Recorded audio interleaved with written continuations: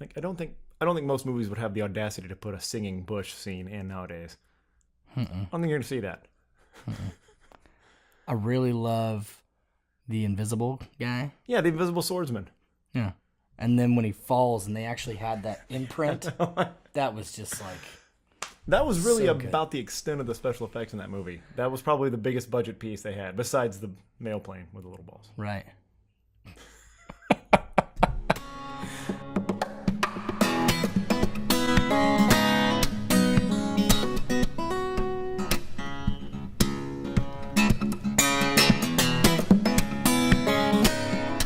Welcome to the Camo and Hooks podcast. This is Mike. This is Luke. And today we're going to talk about all the bells and whistles and fancy technology video gadgets that we can attach to everything to make ourselves better at hunting.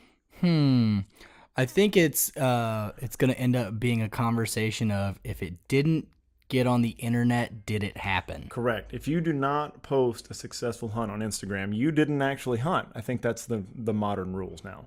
Correct. Yeah. You know what?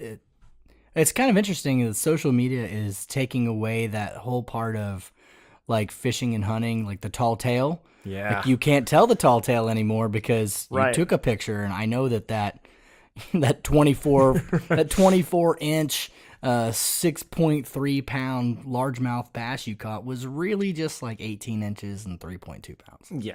Which, hey, I'm still impressed. Hey, fantastic. Good for you. But yeah, you can no longer tell the tale of the one that got away. Or, Right. Oh man, I saw this like 14.7.5-year-old buck out there, man.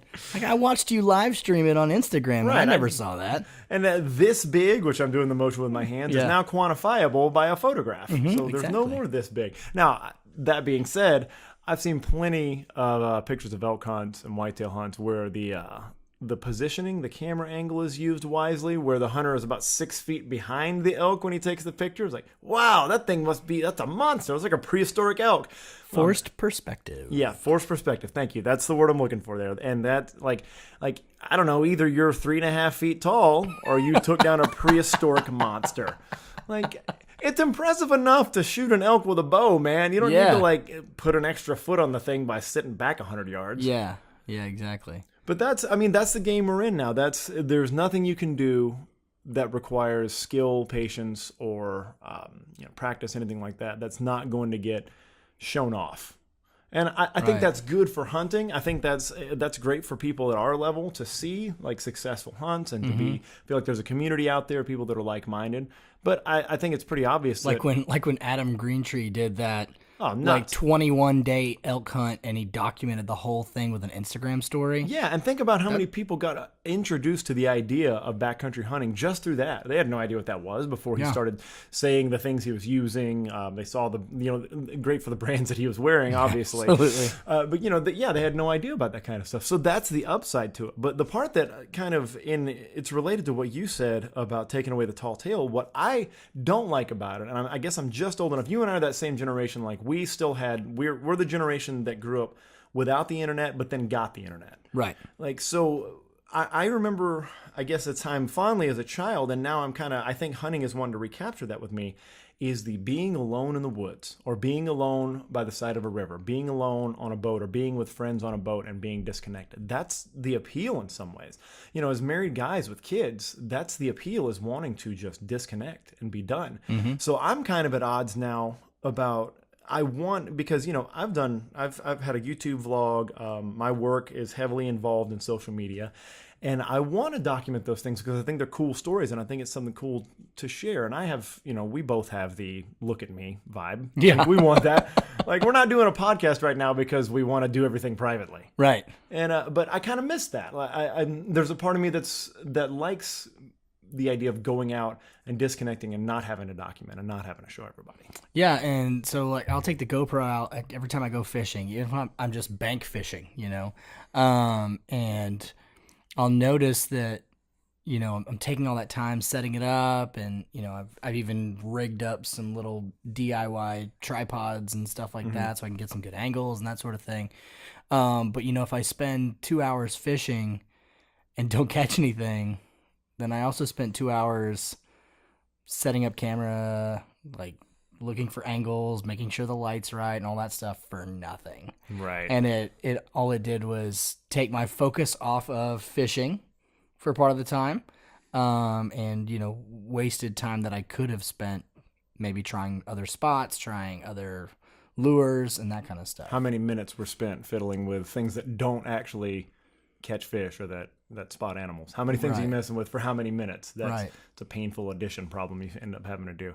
But the other side of that is too, I enjoy videography and I enjoy the documenting process. So you could make a case that I'm out there just doing two things I like. That's true. And maybe I'm just sacrificing the efficacy of one for the other. Maybe I'm just that's a nice way of saying I suck at both instead of being okay at one. But if you really enjoyed that videography process, you like producing that, then I can see like, hey man, it's your time. Do what you want to do. But I think if the sole purpose, the goal is to catch fish, to hunt game, to be successful. Yeah, I think you have to there's a trade-off you have to do. There's a bargain involved. And I'm interested to see as I get into the hunting season, how it affects hunting more than fishing. Because in fishing, the fish are there. Yeah. You're just trying to find them. They're not as actively looking for you. Right. And with hunting, you may only have a 30-second window. Yeah. To get that deer when it walks by. Yeah. And if you're fidgeting with all your gadgets, then that could be the difference in not getting something. For sure. And there's in cinematography, videography, there's this kind of adage that I can't think of the actual adage, but the best gear is the gear that doesn't get in your way. You don't have to spend more time with the gear. It's an outcropping of the best camera is the one you have, because you shouldn't if you're spending more time with the gear than you are getting the shot, and you're missing shots because of the gear, you're using the wrong gear or you're not good enough. So there's something to be said for, I think, in the era of really, really good cameras for consumers, is that sometimes we're kind of outstripped by our own equipment. That we're not good enough to know how to set up a shot quickly. I would imagine somebody that has a great background in using that equipment might have an easier time than we did. Just how a very skilled hunter might have an easier time adjusting back into that portion of the game. But there's probably a balance there. There's probably very few people that are very, very good at videography and very, very good at hunting.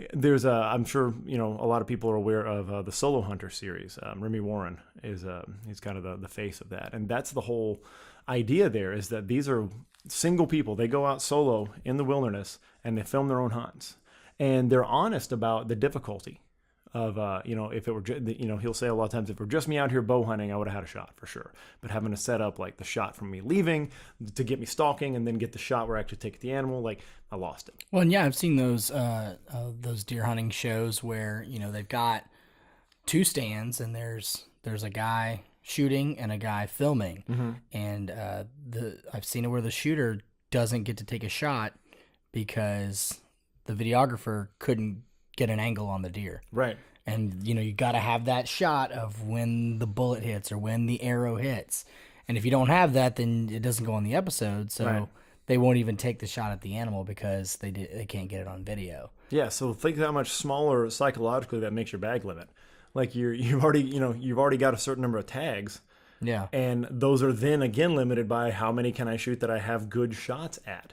That's an added level of stress that, you want to think that it's easier if you have a crew and you have a cameraman that, I can just go out there and hunt. But I'm sure that's not the way it is. I've never had anybody that wanted to film me hunting yet. So I'll let you know if that comes up. But well, you're doubling your noise. Yeah. You're doubling the gear that has to be set up. Yeah. So you got to get out there earlier. You got to be, setting up those cameras in the dark and hauling them up into the trees and all that kind of stuff. Same if you're on a boat out fishing. Yeah. That's an extra dude in the boat. That's a buddy you couldn't bring fishing because you had to have somebody there shooting. Yeah. And you've got to figure out, where can I attach these GoPros around the boat that it's not going to hamper the operation of the boat, that it's not going to take up my fishing space. It's going to affect where you can cast and how you can cast if you're using tripods, or if you're using GoPro poles or something like that. It's going to affect your performance, and so you just have to be aware of that. Yeah. and figure out, how much am I willing to sacrifice to get it on Instagram. Right. And sacrifice is the right word, because then really it comes down to, for me, as somebody that kind of views YouTube and other social media video content with a critical eye, and I use that as my primary form of entertainment. Like, I'm a cord cutter. I use YouTube for entertainment quite a bit. Is what you're doing worth somebody else watching? Or do you need to be honest with yourself that this is a home movie so you can feel good about going back and reliving it later? Or is this something people really want to watch? Are you just trying to show off? Or are you trying to create a compelling product, a compelling video product? An interesting story. A story, exactly. Beginning, conflict, resolution. Like, is that being done? And I find, and you mentioned before we started recording, you mentioned the films that Yeti's making and Under Armour's Ridge Reaper series. They build stories out of these things. It's not, and I feel like that's compelling and I want to watch. I will watch a guy just shoot out of a stand if I'm looking for something technical that he's talking about or a particular situation that I'm interested in. But I'm finding more and more there's less and less of that. Yeah. If you especially if we're talking about like the 30-minute shows on, Sportsman Channel or Outdoor Channel or something like that, it's just dudes in stands shooting. I don't feel like I'm learning a lot from those. Right. I've seen animals get shot. Yeah. It's like, all right, we're in the middle of the rut. We're in Kansas and there's a deer and I shot it. Oh man, look at this bruiser. I got this big old, look at it. Right. Okay, cool. Like, I didn't pick up anything from that. Right. What kind of equipment are you using? Why are you using that equipment? Why are you hunting it at this time of year? Who are you? Yeah. To me, that's big. I think that's one of the things that hooks me is, who are you? Like, why am I interested in you? Because that's what all video content really, and most content is driven on this format that we're on right now. Like, who are you? Like, why am I interested in you? That's what people get drawn to. Like, you can hook them in with a product and an idea and a gimmick long enough, but after a while, like, we've turned each other on and pointed out like to different personalities and stuff like that. And I'm sure we watched a couple like, oh, that guy's doing a cool thing, but then after a while, you just don't watch anymore. Like, he's just, like you said, they're featuring the parts that we're familiar with too much. And I hope you're right in that is starting to diminish, that the stakes are getting higher. I hope so. I hope that the stakes are getting higher for that video content. I hope that starts to, change. That usually happens as you have more people invade a medium, is that you start to get some talented people in there that make everybody else look like dummies. Well, yeah, so I have a film degree, right? And so the main point of a film is the resolution, right? The climax, there's conflict, there's climax, there's resolution. Right. These shows, they're all just climax resolution, climax resolution, climax resolution, climax resolution. Right. And there's no build up to it. There's like I said, there's no information. Yeah. Yeah. That phase one, that exposition, that conflict is often missing. And it's always just some dude in a studio talking about, well, me and so went out to wherever, and here's what happened. I like how we always give them like base Texas accents too, because it's pretty accurate. Yeah. It's pretty on. It's the world we live in, by the way. That exposition part, that getting to know somebody and why we're doing this, and it is in and of itself. I don't want to say stale because it makes it sound like I'm talking badly about hunting, but I mean the whole, the basis of it, the crux, the conflict and the resolution are kind of, we already know what we're getting when we're coming in. We know that the conflict is you versus the animal in the wilderness. We know that. We know the resolution is either it gets away or you get it. We understand that. That doesn't mean that you can't make something interesting out of it. I mean, we've been using the same tropes to write drama, tragedy, comedy for thousands of years now. Just because it's a known path, a story arc, doesn't mean you can't do something interesting. Like, I mean, again, I came and still working postmodern on me. I know, right? I came in. Don't make me get absurdist, because then we're going to go for however long I want us to, however long I feel like there's a purpose to. We had this. This is funny. Well, then I'll get nihilist, and it won't matter how long. Matter you anyway. This is funny. This is actually an extension of a discussion we had leaving Lake Georgetown once. Yeah. That we actually went postmodern absurdist. We started talking about that just randomly.